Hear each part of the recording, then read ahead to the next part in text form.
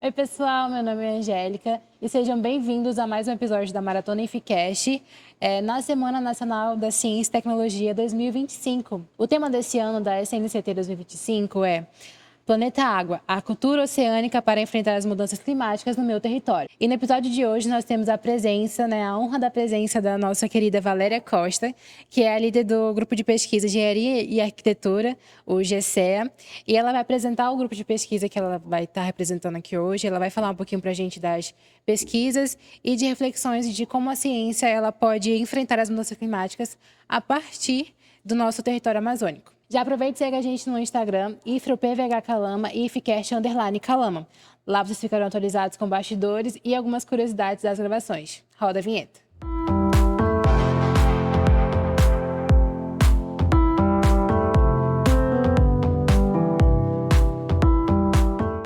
Bom, Valéria, a senhora poderia explicar para a gente melhor o que é esse grupo de pesquisa GCE?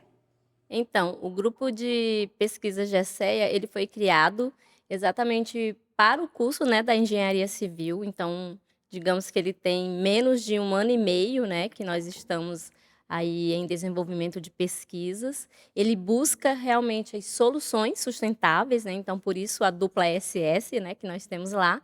E essas soluções são realmente buscadas através dos projetos de pesquisas realizados pelos alunos da engenharia civil, mas também pelos professores, tanto engenheiros civis quanto os arquitetos, né, do curso de graduação aqui do IFRO. E quais são as principais linhas de pesquisa do grupo? Então, nós temos atualmente 3 linhas de pesquisas. Uma da área da construção civil, onde a gente busca materiais, né, sustentáveis, tecnologias construtivas novas, né, que também sejam adaptadas à nossa região norte e com ênfase maior aqui em Porto Velho. Outro relacionado ao desenvolvimento urbano, né, e regional, e a questão da gestão ambiental numa terceira linha de pesquisa. E atualmente vocês têm quantos projetos em desenvolvimento? Olha, nós devemos ter cerca de 15 a 16 projetos, né, já incluindo as 3 linhas de pesquisas, né, e os professores aí que atuam. E qual é a participação dos alunos nessas pesquisas?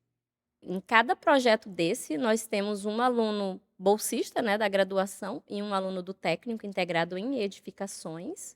E também temos bastante alunos voluntários. E como o PPC, né, do curso da Engenharia Civil, ele também, solicita que você tenha horas complementares, né, relacionada à pesquisa, extensão e ensino, acaba que nós temos bastante alunos voluntários. Então eu diria que hoje nós temos mais de 25 a 30 alunos voluntários. E a procura é grande. Muitas vezes nos corredores os alunos estão lá: "Ah, professora, vamos fazer projeto e tal", buscando realmente essas horas complementares, mas também se aproximar mesmo, né, dessas 3 linhas de pesquisa, seja na construção civil, seja no desenvolvimento regional ou na gestão ambiental. E como é que esses projetos eles dialogam com a realidade amazônica e o tema Planeta Água? Por exemplo, eu vou dar um exemplo relacionado às fibras amazônicas, né. Nós sabemos que nas nossas feiras geram bastante resíduos, né, do açaí, por exemplo. Em termos agrícolas, nós temos também o tucumã, e aí nós estamos utilizando essas fibras desses resíduos, por exemplo, na produção de materiais cimentícios, compósitos. Nós já tivemos bons resultados e inclusive conseguimos publicar numa revista A2 internacional, né, que é de grande validação, né, até para o curso mesmo e pra pesquisa, né, já que não foi no âmbito nacional, foi revisada por pares, né, enfim. Temos também o projeto Mora Mais, onde a professora Dani, que é a coordenadora do curso, ela é também coordenadora, né, desse projeto, então auxilia bastante as comunidades rurais, por exemplo. O professor Reginaldo, que ele é o vice-líder de pesquisa, ele atua no estudo das bacias hidrográficas, nessa questão do conforto térmico, como é que se dá a questão das manchas de inundações, né, então são tópicos bastante interessantes para a nossa região. Com certeza. E como é que o grupo ele atua na relação entre território, meio ambiente e uso de água? Então, uma coisa bem interessante é a questão dos projetos integradores, né, a gente tem essa disciplina no curso, e essas pesquisas elas têm trazido através dos projetos integradores essa complexidade, né, da gente atuar dentro do território, mas também da gente conversar em termos nacionais e internacionais. Então, por exemplo, agora vai ter a Rota da Seda, né, que a gente sabe que vai passar uma ferrovia transcontinental dentro do nosso estado. E aí, dentro dessas disciplinas, os alunos já começam a falar assim: não, então nós, enquanto alunos da engenharia civil, vamos propor os traçados para essa linha ferroviária. Então, a gente já tem, assim, alunos que buscam também respostas e como é que eles vão atuar futuramente, por exemplo, quando essas obras estiverem aqui. Que impactos das mudanças climáticas elas já são perceptíveis ou estudadas em Rondônia? Vou citar o exemplo dessa questão dos compósitos mesmo cimentícios, né. A gente sabe que a cadeia produtora do cimento, ela polui bastante. E tem os relatórios anuais, né, da Cenis, por exemplo, e eles já têm mostrado que existe redução de impactos ambientais na indústria cimenteira. Por exemplo, quando você substitui parte do clinker, né, que é a matéria-prima de produção do cimento, pelas nossas argilas calcinadas. Então, a gente já sabe que aqui, por exemplo, o CP4 é produzida a partir de argilas calcinadas. Existe já, então, essa redução nos impactos ambientais. Também nós estamos com um projeto atual, né, foi aprovado recentemente, onde a nossa proposta é utilizar os resíduos de rochas ornamentais, que são utilizados, por exemplo, em bancadas de granito, pisos, revestimentos de granitos ou mármores, e que geralmente geram uma grande quantidade de resíduos para a cidade, e que a gente agora viu como uma solução para a substituição das nossas areias. Então, a gente vai substituir as areias naturais por essas rochas, né, resíduo dessas rochas. Então, isso também já vai reduzir os impactos ambientais.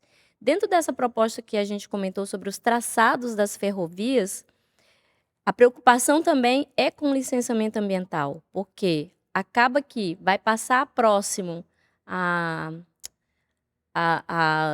aos povos indígenas, aos quilombolas, muitos com a proximidade aos recursos hídricos. Então, de que forma esse estudo de traçado pode reduzir, né, pode minimizar esses impactos ambientais? E o que significa falar da cultura oceânica em um estado que ele é amazônico e continental como o nosso? Então, essa cultura oceânica, né, ela está sendo impulsionada pela Unesco, né, desde 2000. Então, ela tem essa proposta de aproximar, fazer com que a gente tenha esse engajamento, isso eu digo não só os pesquisadores, mas a sociedade como um todo, ela entender qual é o seu papel, na redução dos impactos ambientais para os oceanos, mesmo para aquelas sociedades que moram longe, né, desses mares, e de que forma a gente pode estar aí auxiliando na redução desses impactos ambientais dos oceanos que ocupam aí 70% do globo terrestre. Se nós pensarmos também na questão dos materiais que a gente utiliza e de que forma eles podem reduzir o efeito dos gases estufa na atmosfera, como a exemplo da indústria cimenteira, né, que está usando adições pozolânicas para reduzir esses efeitos, eu acredito que o grupo de pesquisa também está auxiliando através dessas pesquisas. E como é que a senhora acha que a educação ambiental e até mesmo a participação do grupo de pesquisa com esses projetos, eles podem ajudar a transformar esse cenário de destruição climática, destruição climática que a gente está vivendo? Pegando agora o exemplo das nossas rochas ornamentais, né, os alunos eles estão indo até essas empresas que produzem as bancadas, os revestimentos em rochas ornamentais. Eles estão pedindo esses resíduos, nós estamos triturando aqui no laboratório, por exemplo. Só isso já está gerando, de certa forma, um incentivo ambiental. Olha, o teu resíduo, que ele está sendo lançado no meio ambiente de forma inadequada, a gente está levando para um laboratório, para um centro de pesquisa, com a intenção de reutilizar, né? De transformar ele em areia, por exemplo, e substituir pela areia natural.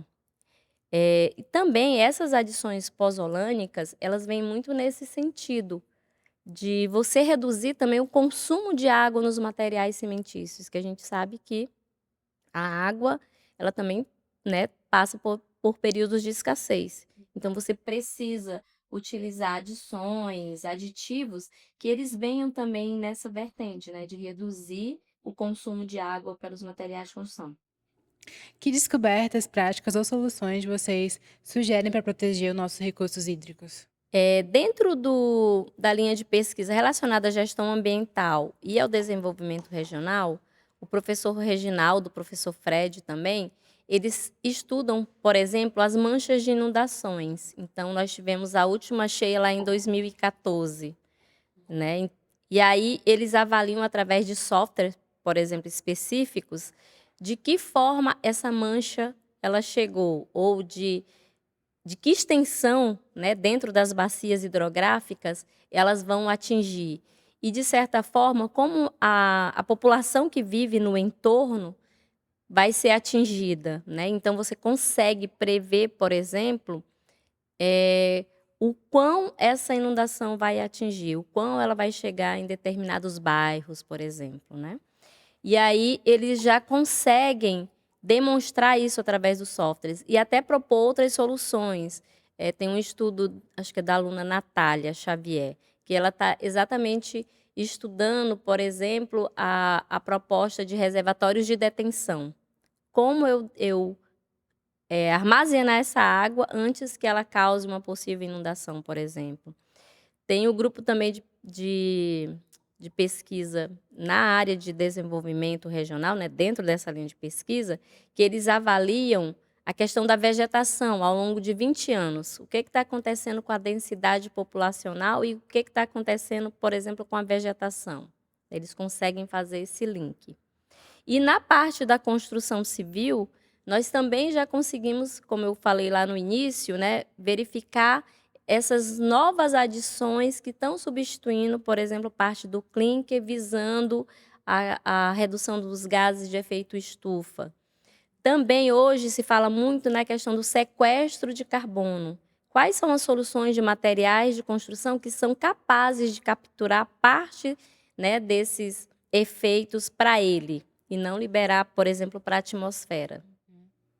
E essas pesquisas, esses estudos, vocês fazem com base em acontecimentos, né, que já ocorreram, no passado ou apenas por análise ou suposições?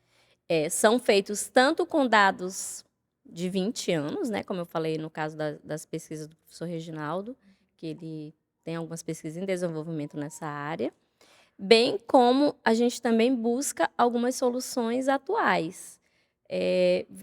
Estuda essas perspectivas. Então, se fala muito hoje que os materiais porosos são capazes de sequestrar carbono. E aí a gente vai avaliar, através, por exemplo, de ensaios de carbonatação. Em quanto tempo uma argamassa, por exemplo, ela começa a carbonatar? Em quanto tempo ela começa a absorver esse carbono para ela, né? Esse sequestro, contribuir com esse sequestro de carbono, por exemplo. Então, existem muitos materiais nesse sentido. Que ações ou mudanças são urgentes frente às mudanças climáticas sociais? Eu acredito muito nessa questão da conscientização. Realmente, quando a gente coloca ali que tem empresas que elas geram resíduos, mas elas não têm essa consciência da economia circular, né, do que esses resíduos podem gerar, por exemplo, em novos materiais ou em benefício de de determinadas sociedades mesmo, né. Se a gente pensar num público de baixa renda, o que que esses resíduos poderiam ser reutilizados por eles em construções, por exemplo. Então eu vejo muito nesse sentido da conscientização mesmo. Qual mensagem final o grupo, a senhora, né, em nome do grupo, gostaria de deixar para a comunidade acadêmica e para a sociedade?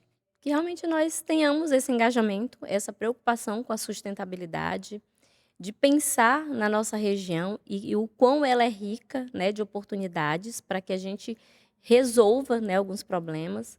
Se nós pensarmos que cidades como São Paulo, né, eles têm centro de triagens de resíduos e eles já geram coprodutos para a própria sociedade. Então, por que não Porto Velho também ter um centro de triagem, né? É nesse sentido mesmo da gente ter essa conscientização e buscar soluções alternativas com o que a gente tem aqui, né, na nossa realidade. E para quem quer participar do grupo de pesquisa, o que eles podem fazer para estar entrando?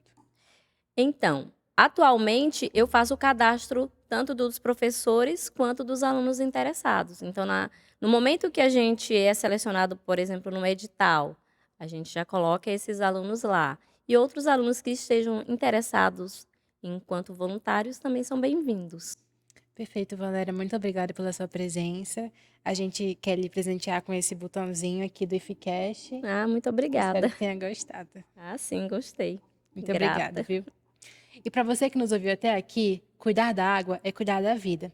E nós acreditamos que a pesquisa em sustentabilidade é uma forma de proteger o presente e garantir o futuro melhor para a Amazônia e para o nosso planeta. Esse foi mais um episódio do Ificast. E é isso, até mais. Tchau!